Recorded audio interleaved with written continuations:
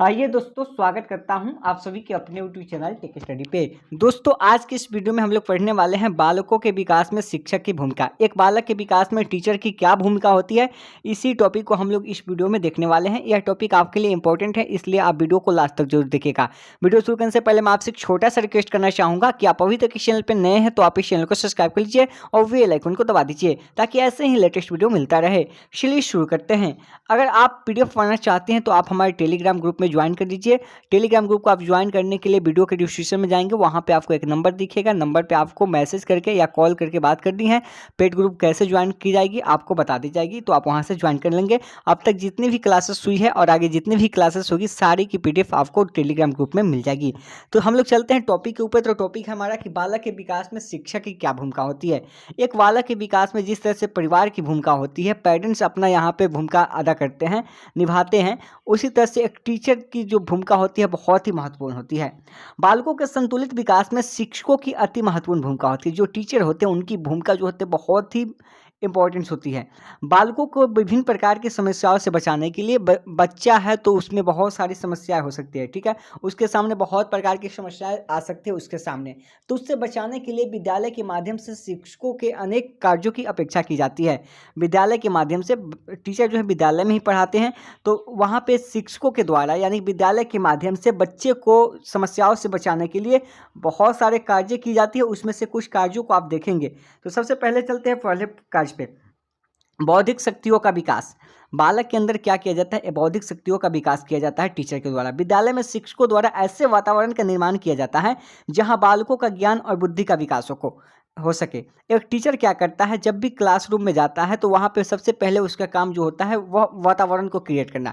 वह इस तरह से वातावरण को क्रिएट करता है जहां की बालक को अधिक ज्ञान प्राप्त हो सके और उसकी जो बुद्धि है उसका विकास हो सके। विद्यालय बालक में तर्क शक्ति एवं वैज्ञानिक अभिवृत्ति का विकास करना चाहता है। विद्यालय जो चाहता है वह बच्चे की जो नॉलेज लेवल है उसको बढ़ाना चाहता है और साथ ही उसमें वैज्ञानिक जो है दृष्टिकोण उसमें देखना चाहता है, ठीक है। शिक्षकों को चाहिए कि वह बालकों में सोचने, तर्क करने, एक टीचर का काम होता है वह बालक में इस तरह से देखना कि बालक सोचने लगे, ठीक है। उसको इस टॉपिक पर पढ़ाया जाए और उसमें तर्क करने, कुछ बातें भी आपसे पूछे, निरीक्षण करें, ठीक है, अवलोकन करें, ऑब्जर्वेशन करें, परीक्षण करें, ट्रेनिंग भी करें। ये सारी चीज़ें जो है उसके अंदर हो, ये एक टीचर की मानसिकता होती है। प्रयोग आदि के द्वारा बालकों में उचित निष्कर्ष निकालने की क्षमता का विकास हो, यानी कि बच्चा क्या कर सके, अपना निष्कर्ष निकाल सके। अगर कोई बातें हैं उसके सामने तो उसका भी निष्कर्ष निकाल सके।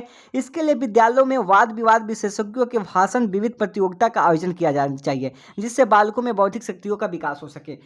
जैसे यहाँ पे बताया गया है कि वाद विवाद, विशेषज्ञों द्वारा भाषण, टीचर क्या करते हैं, बच्चों को भाषण तैयार करवाते हैं। जैसे आप देखते हैं जब आपका गणतंत्र दिवस होता है या स्वतंत्र दिवस होता है, स्वतंत्रता दिवस होता है, उस अवसर पे, ठीक है, आप बच्चों में देखेंगे कि ज़्यादातर शिक्षक क्या करते हैं, उनको ट्रेनिंग देते हैं भाषण के लिए। तो उससे होता क्या, उनकी जो बौद्धिक शक्तियाँ होती हैं उसका विकास होता है, उनका नॉलेज जो है बढ़ता है धीरे धीरे, जो उनका हेजिटेशन होता है वह टूटता है, ठीक है। तो इस तरह से वाद विवाद प्रतियोगिता जो भी होते कार्यक्रम होते हैं उसमें आयोजन होता है, उसमें बच्चों को भाग लेने के लिए प्रोत्साहित किया जाता है शिक्षकों के द्वारा। इससे जो है उसमें नॉलेज बढ़ती है, बौद्धिक शक्तियों का उनका विकास होता है। तो फर्स्ट पॉइंट देखिए, बौद्धिक शक्तियों का विकास। सेकंड देखते हैं व्यावसायिक तथा औद्योगिक शिक्षा।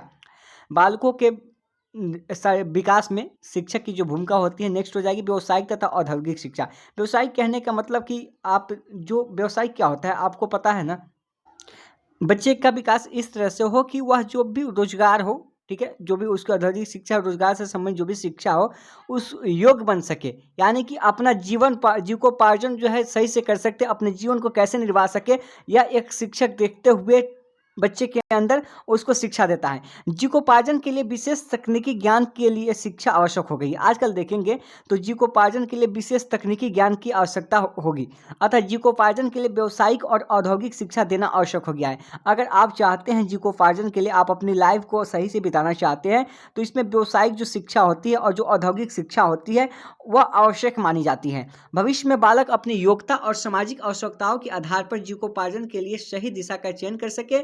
इसके लिए शिक्षकों को शिक्षक तथा व्यावसायिक निर्देशन की व्यवस्था विद्यालय में करनी चाहिए, यानी कि बच्चे अपने भविष्य में अपनी योग्यता के अनुसार अपनी सामाजिक आवश्यकताओं के आधार पर, जो उसकी समाज की आवश्यकताएं हैं उसके आधार पर जीविकोपार्जन के लिए सही दिशा का चयन कर सके।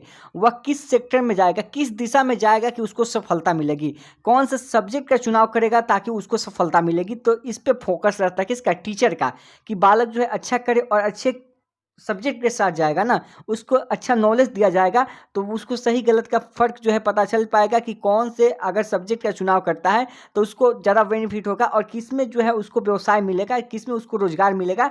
इस चीज़ों का चयन भी करना किसका काम है, विद्यालय का। ठीक है, बताना भी बच्चों को, और उसमें भूमिका कौन निभाता है, टीचर निभाता है। नेक्स्ट है नागरिकता का विकास। बच्चों के अंदर नागरिकता का विकास भी कराना टीचर का काम है। शिक्षकों का एक महत्वपूर्ण कार्य है बालकों को कुशल नागरिक बनाना भी। एक शिक्षक का कार्य है, कर्तव्य भी होता है कि एक बच्चे को कुशल नागरिक बनाना, जिससे कि वह सक्रिय रूप से राजनीतिक, आर्थिक और अन्य कार्यों में भाग ले सके।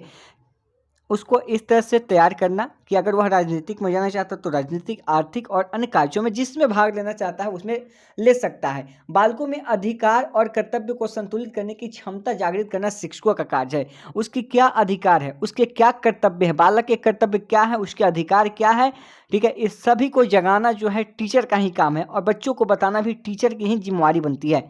नेक्स्ट है चरित्र का विकास। शिक्षकों को चाहिए कि वह विद्यालय का वातावरण ऐसा तैयार करे जिससे बालकों में अच्छी आदतों का निर्माण हो सके। एक टीचर को चाहिए कि वह विद्यालय का जो एनवायरनमेंट होता है उसको इस ढंग से प्रस्तुत करे, तैयार करे जिसमें बालक जो है अच्छा व्यवहार सीख पाए तथा उसके चरित्र तथा नैतिक गुणों का विकास हो सके, जो उसका कैरेक्टर होता है उसका भी निर्माण हो सके। इसके लिए विद्यालय में विविध कार्यक्रमों का आयोजन करते रहना चाहिए। जो भी कार्यक्रम होते हैं, आप ड्रामा भी देखते हैं, नाटक जो होता है, उससे क्या होता है, बालक के अंदर जो हेजिटेशन होता है वह खत्म होता है और उसके तहत जो देखता है कार्यक्रम उसको जो है फॉलो करता है बच्चा। तो इसलिए विद्यालय में क्या होना चाहिए, कुछ कार्यक्रम का भी आयोजन होना चाहिए। जैसे प्रार्थना सभा, आप देखते हैं जब प्रार्थना होती है, प्रेयर होती है, तो उस समय बच्चे से कराई जाती है प्रेयर। तो कुछ बच्चे जब जानते हैं तो बस उसी के अकॉर्डिंग करते हैं, तो उनके अंदर भी वो करने की क्षमता विकसित होती है और वे भी उस काम को आसानी से कर सकते हैं। सांस्कृतिक एवं साहित्यिक कार्यक्रमों का आयोजन, पुस्तकालय में उपयोगी अध्ययन सामग्री की उपलब्धता, समाज सेवा कार्य, कुछ समाज सेवा कार्य भी होने चाहिए। जो लाइब्रेरी में जो उपयोगी अध्ययन सामग्री है उसका भी प्रयोग किया जाना चाहिए और जो साहित्य कार्यक्रम होते हैं उसमें भी उनको भाग लेना चाहिए। नेक्स्ट देखते हैं शारीरिक विकास। देखिए शारीरिक विकास में भी टीचर की भूमिका होती है। जैसे आप देखते हैं बच्चों को एक्सरसाइज भी कराया जाता है, ये चीज़ें उससे बच्चे क्या होते हैं, उसका जो शारीरिक विकास भी होता है बहुत ही अच्छी तरह से होता है। अब देखो विद्यालयों का एक औपचारिक कार्य क्या है, शारीरिक विकास करना है। मानसिक क्रियाओं का आधार भी शारीरिक विकास होता है, क्योंकि स्वस्थ शरीर में स्वस्थ मस्तिष्क का विकास होता है। अगर शरीर जो है अगर स्वस्थ रहेगा तो उसका माइंड जो रहेगा उसका भी विकास होगा, वो भी स्वस्थ रहेगा। विद्यालय का संपूर्ण वातावरण ऐसा होना चाहिए जिससे रहते हुए बालक स्वयं की स्फूर्ति अनुभव कर सकते हैं। यानी कि देखो एक विद्यालय का वातावरण इस तरह से तैयार करना चाहिए कि बच्चा को वहाँ पे प्रॉब्लम ना हो, ठीक है, बच्चा जो है अपने आप को वहाँ पे स्फूर्ति महसूस करे, यानी कि बच्चा अपने आप को एक्टिव महसूस करे, ठीक है, वह स्वस्थ रहे। अब ऐसा नहीं कि विद्यालय के आसपास जो है करे कोई चीज़ रहे, आप लगा दें पानी, जो गंदगी है पानी जमा हो जाए, इससे क्या होता है टाइफाइड का खतरा है, बहुत सारी वहाँ पे जीवाणु होते हैं, बहुत सारी वहाँ पे बीमारियाँ फैल सकती है। तो इसलिए वहाँ पे विद्यालय के आसपास कुछ ऐसे वातावरण का निर्माण करना है जिससे बच्चे का विकास हो सके और उससे बच्चे को फ़ायदा हो, यानी कि बच्चा एक्टिव रहे, ना कि वह बीमारियों से ग्रसित रहे। यानी कि आसपास जो है वातावरण हो वह कैसा होना चाहिए, साफ होना चाहिए। इससे बच्चे का शारीरिक विकास भी होता है। नेक्स्ट है सामाजिक भावना का विकास। शिक्षकों का एक महत्वपूर्ण कार्य यह भी है कि वह बालक को इस प्रकार तैयार करे, ऐसी भावना का विकास करे बच्चे के अंदर जिससे वह अपने आप को ही नहीं बल्कि पूरे समाज को भी ध्यान में हमेशा ध्यान रखे। अब देखो ऐसा नहीं तैयार करना चाहिए एक बच्चे को टीचर के अकॉर्डिंग कि वह सिर्फ अपने आप की ही सुने, बल्कि उसके समाज में क्या है, बड़ों का आदर कैसा होना चाहिए, समाज की आवश्यकताएं क्या है, उसके अकॉर्डिंग बालक जो है काम करे, उस तरह से उसको तैयार करना चाहिए। ऐसी भावना का विकास उसमें करे कि वह हमेशा अपने आप ही नहीं बल्कि पूरे समाज का ही ध्यान हमेशा रखे।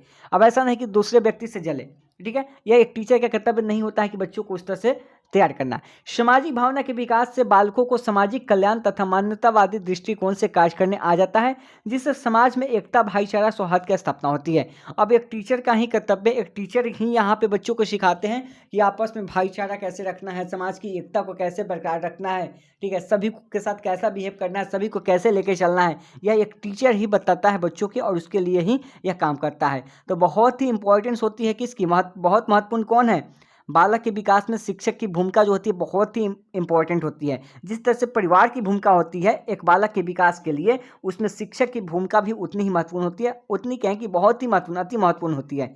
ठीक है, तो आज का टॉपिक था आपका कि बालक के विकास में शिक्षक की क्या भूमिका थी। तो एक छोटा सा टॉपिक था जो आप लोगों ने इस वीडियो के माध्यम से क्लियर किया। इसका पीडीएफ मैं कल आपको टेलीग्राम ग्रुप में शेयर कर दूंगा।